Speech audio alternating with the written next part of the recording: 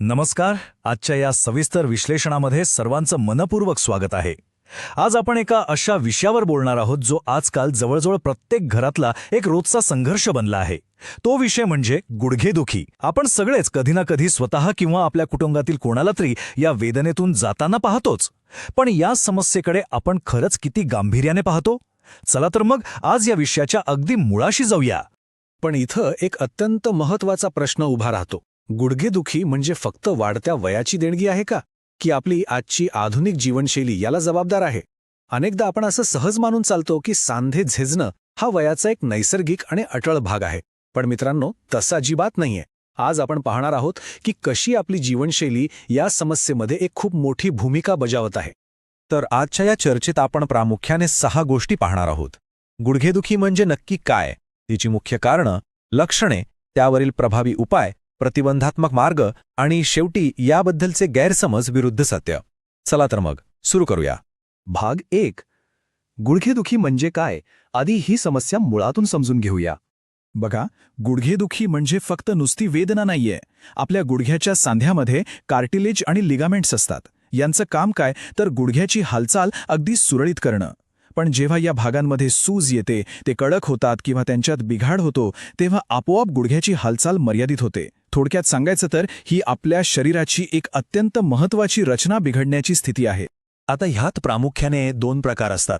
एक म्हणजे ॲक्यूट किंवा तात्पुरती वेदना, जसं की अचानक पाय मुरगळल्यामुळे किंवा झटक्यामुळे होणारा त्रास. पण दुसरी स्थिती असते क्रॉनिक, म्हणजेच दीर्घकाळ टिकणारी वेदना, आणि ही नक्कीच एक मोठी धोक्याची घंटा आहे. या क्रॉनिक वेदनेसाठी आपल्याला अधिक सखोल तपासणी करावी लागते, आणि म्हणूनच आता आपण ह्याच्या मुख्य कारणांकडे वळणं गरजेचं आहे. भाग 2. मुख्य कारणं.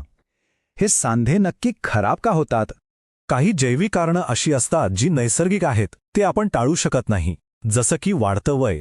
वयानुसार गुडघ्यातील कार्टिलेज नैसर्गिकरित्या झिजतोच, ज्याला आपण वैद्यकीय भाषेत ऑस्टिओआर्थरायटिस म्हणतो. दुसरं महत्त्वाचं कारण म्हणजे आनुवंशिकता.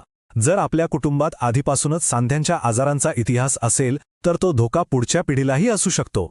पण आता सर्वात महत्त्वाच्या आणि आपल्या हातात असलेल्या गोष्टीकडे येऊया, ती म्हणजे आधुनिक जीवनशैली.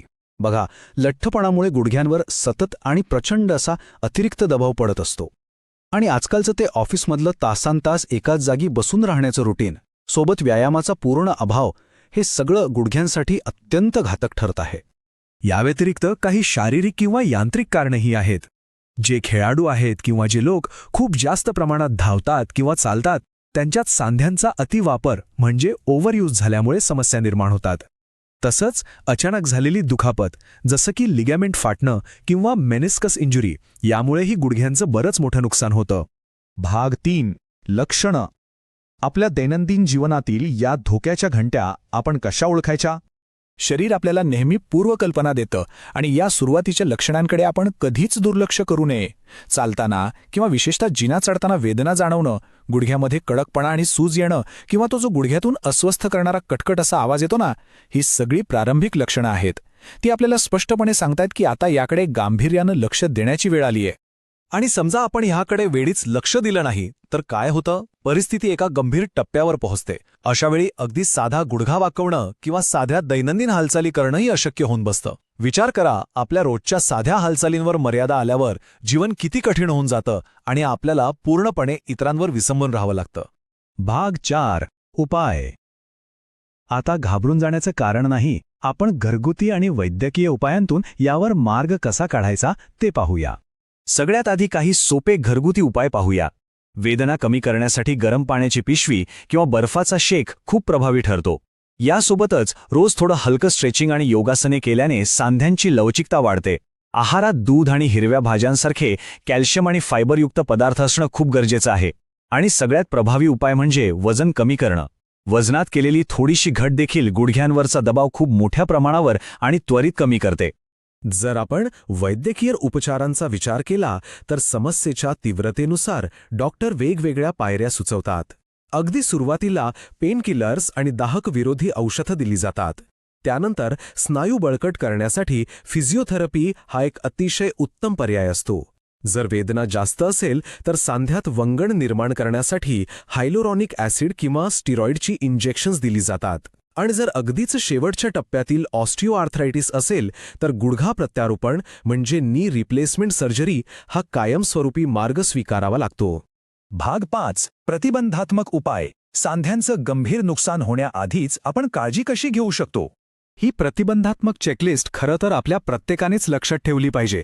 गुडघ्यांवर जास्त ताण देण्याऐवजी पोहणे किंवा सायकलिंग यांसारखे लो इम्पॅक्ट व्यायाम निवडा. वजन कायम नियंत्रणात ठेवा. आणि हो, चालताना योग्य शूज किंवा पादत्राणे वापरणं खूप महत्त्वाचं आहे, ज्यामुळे सांध्यांना योग्य आधार मिळतो. सोबतच संतुलित आहार आणि सलग खूप वेळे एकाच जागी बसणं टाळणं, कामाच्या मधून ब्रेक घेऊन थोडी हालचाल करणं नक्की लक्षात ठेवा. भाग 6. गैरसमज विरुद्ध सत्य. या विषयाबद्दल समाजात अनेक गैरसमज आहेत, ते आज आपण दूर करूया.